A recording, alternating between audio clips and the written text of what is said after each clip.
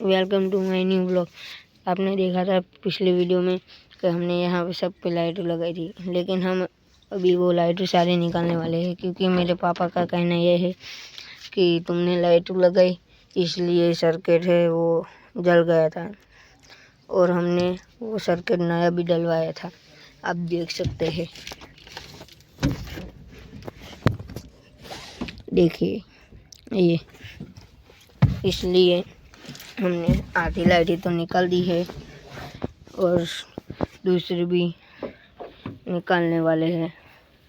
ये सब है वो जगह है, यहाँ पे वायरिंग कंप्लीट है, लेकिन क्या हो रहा है वो पता नहीं चल रहा है, इसलिए लाइट वो निकल रही है। आप कमेंट करना हमें लाइट लगानी चाहिए या नहीं। आप बोलेंगे ऐसी लाइट लगाएंगे। हम एक लाइट ऑर्डर की है हमने, आप देख सकते हैं। मिलते हैं नेक्स्ट ब्लॉग में।